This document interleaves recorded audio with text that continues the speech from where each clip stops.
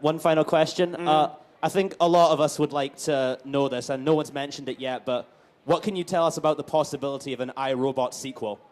Oh, I don't know. You know, some people have said that IMDb made some announcement, but I haven't heard anything about it. There was talk of it when it was set up to have a sequel. You know, the ending of that movie is set up for my character to be like the leader of all the robots and stuff.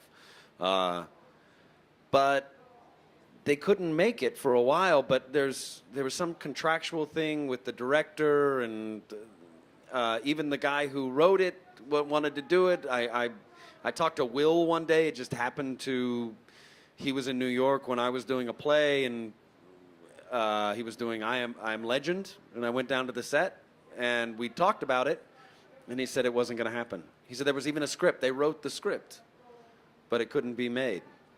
And then that was all, and I was like, all right, gotta go. See you. And I didn't ask a lot of questions. Don't know why now, but It's before he punched you in the side. He wanted to get out. He wasn't doing the punching thing. He was very, yeah. I felt like I saw him, and he was I Am Legend. He was all like beat down, and he was like, you know, I was like, God, you look like terrible. Something like that. Like, you look terrible, man. What happened to you? Look at that. You're falling apart. And he looked at me like, I don't remember our relationship being like that. No, but he's, yeah. I don't know. I hope there is one day. All right, fine. This gentleman asked me when I was here. I didn't know this up until now, but could you respond to some rumors of you being in Star Wars Episode 7? No. I mean, that's me responding. No, I'm not. No, I'm not. He's definitely in it. That's what I think. Yeah, no. I wish, but what? Oh, in Star Wars 7. Oh, yeah. I don't know. Or a better So Jar Jar was that Binks. Steve the Pirate then? Yeah. Yeah. Okay. I would want to. I don't see me as a Jedi or a Sith. I see him as some kind of like a guy who sells stuff, who maybe gets blasted at some point, and like, yeah, some plucky Jar Jar Binks kind of guy. No, I know. You've lost them now. But only if I was Jar Jar Binks and blah blah blah, blah or however he talked, and then just get shot. That would be great. Thank you very much, Alan. Cheers. Thank you. Hi, Alan. Oh. Hello. Hi. I'm a huge fan, and I know you probably get this all the time, but you were awesome in Firefly, and while Nathan Fillion was, handsome and charming, I thought you and Kaylee were the real... Is he saying that you're not handsome and charming? No. Hang on. Hang on. You're looking at the negative here. I just heard I'm better than Nathan. That's Yeah, basically you what and I heard. Kaylee were the real meat and potatoes of that series to me. Thank you. I'm meat and potatoes, and that is... Thank you. I appreciate that. I will bring that back and mention that to Mr. Fillion. Yes. So my question was actually about iRobot. Yes. So I'm a huge fan of Isaac Asimov, the author of the book it's based on. Right. And I was wondering if you've read the book, how it compares to the movie for you. But if you haven't read the book, then I was just wondering what your favorite experience on the set of iRobot was. I did read the books before we did the movie, and they were amazing. In the movie's nothing like it. I mean, they basically just borrowed the 3 laws of robotics for the movie, and then the rest was like, hey, now we're just gonna do something else. The books couldn't be made. I mean, they're just so brilliant. Or they could be made. They just didn't make them. They made a Hollywood movie. Yeah, they kind of messed with the whole robot, the 3 laws of robotics, and then how that whole thing got broken. Yeah. But I love the books. The movie's good too for what it is. It's really great. But I don't know. But the best, on set thing, I don't know. It would be a joke that Will told me that I can't tell. Okay, all right. It was very fun. So. No, but it's inappropriate. It's it's inappropriate. Yeah, but you'd have to hear the joke to be offended to leave. No, we're I fine. can't tell the joke. I can't. I don't think we can. We've got about 10 minutes left, so we need to get as many questions as possible. That's what we need. One other quick question. Wait, you can't ask 3 questions. You gotta ask, because there's people. There's 3 laws of asking questions, and you've just used 2 of them. Off you go. Okay, can I just... Okay. Or just stay. Yeah. Why don't you just stay there? Has there ever been a project that you worked on where you were just like, glad I'm done? This Q&A. Okay. No, I don't know. I can't think of one right now, but I'll see you later, hopefully, and I'll answer you. Let me think Thank about it. Okay, great. Hi, Alan. What's your favorite character of Wreck-It Ralph and Dodgeball? Well, between those 2? No, in each one of them. Oh, in each of those movies, who's my favorite character? Yeah. Well, the one that I played. Right. Sadly, I'm not big enough to be like, oh, mine. But you know. the most one you hate also. Other than mine, like the Of both films. of both of those. I love Sarah Silverman's character, the Vanellope von Schweetz. I thought she was just so cute. I think Sarah's great as a. The glitching girl. She's swell, and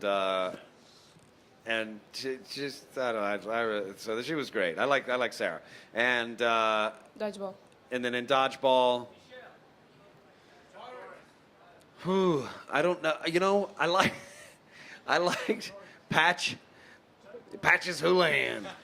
Although when we were shooting it, when I first saw Rip Torn is the actor's name, he came in, and he's like, all right, you know, you can dodge a wrench, you can dodge a ball. I was like, this guy is a bigger pirate than me. He's out pirating me in every moment in this movie. So I had it in my head that I really looked up to Patches O'Houlihan because he was the real deal. But so those 2 characters. Right. Thanks. Cheers. Yes. Hi. What is your favorite Firefly quote? Oh, I like anything from that first scene with the dinosaurs. You know. Yeah.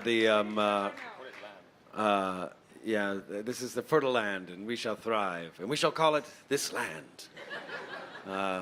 But I like the part, we shall call it your grave, and then what's the thing about, mine is an evil laugh. That's what I like. Ha ha ha ha. Mine is an evil laugh. And now die. So.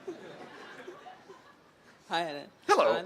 And, first of all, I think that even if you play Jar Jar Binks, you can make it look cool. Second, I really hope that you play Han Solo's son or something like that. If he is in Star, you would look awesome in that. That would be great. And my question is, if you were to play any other role than Wash in Firefly, who would it be? Oh, wow. I don't know. I can't imagine playing any other role. Everybody was so right for their roles in that show. But still, you would have someone like... I mean, I don't know. I don't even want to put that in. I don't want to think about it. Okay, thank you. Yeah, I can't. Yeah, I'm just Wash. Yeah, it's like picking your favorite baby or changing it. Like, yeah. Hey, Alan. You've done a lot of comedy roles, but I think the favorite role for me of yours is in the very underrated Tucker and Dale vs. Evil, which I think you were really good in. But Tucker and Dale vs. Evil? Yeah. And but I think the role that I first saw you in was in another underrated British comedy called Death at a Funeral. Both those movies have very different kind of comedic roles. So can you tell me how different it was to play both those roles? And also, if there would be a sequel to Tucker and Dale vs. Evil, would you be open to doing it? I'll start there with Tucker and Dale. Tucker and Dale, I hope there's a movie. I hope there's a sequel. We've talked about it a lot. I know there's one being written. I don't know what the likelihood of it being made is. It's been really likely and then less likely and then really likely. I don't know that. I don't even know why it is and then it isn't. But Tyler Labine, who plays Dale, and I are both very interested in doing it. So playing, those are such different movies. Playing the Death at a Funeral role, it was in England. Frank Oz was the director, and that was amazing because he's directed. You know, What About Bob? And he directed what? The Score. Oh, right, he did direct The Score. But even before that, what was the Dirty Rotten Scoundrels? And he directed A Little Shop of Horrors, which was one of my favorite movies. And he's Yoda, and he's Fozzie Bear, he's Miss Piggy, he's Cookie Monster, he's Animal, you know, all those Muppets. He directed that Crystal movie, Dark Crystal. So for that one, it was like I just had to trust everything he said because I was high and naked half the time, and I didn't know what I was doing. So, I was like when they're just, huh? Was that Offset? High and naked the whole time. Yep, that was Offset. That was just me and Frank hanging out. No, it was on set. That was at work. I was high and naked. That was when I went to work. Yeah, I put on my clothes to go home. It was so strange. But I would just trust him. And then when we did Tucker and Dale versus Evil, Eli Craig was the director, and I didn't trust him. He was a first-time director. So it was a very different experience. We were friends, but it was a different collaboration. But it was very fun. It was very fun working with Tyler, especially. Thank you. Cheers. Both Joss and Nathan like to include Firefly references in their work since. Have you ever tried to force through any in any films? No. I haven't even thought about that. I don't do that. I don't know.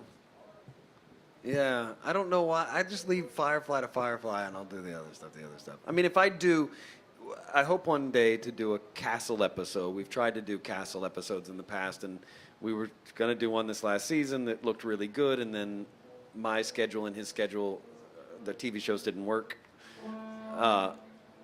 Excuse me. Falafel. But if he and I are there, I guarantee there will be a lot. So, yes, when I do his, I'll do it. Thank you. Cheers. That concludes our Q&A. Oh, look. Yeah, that worked Dubai, out give it up perfect. one more time for Alan Tudyk.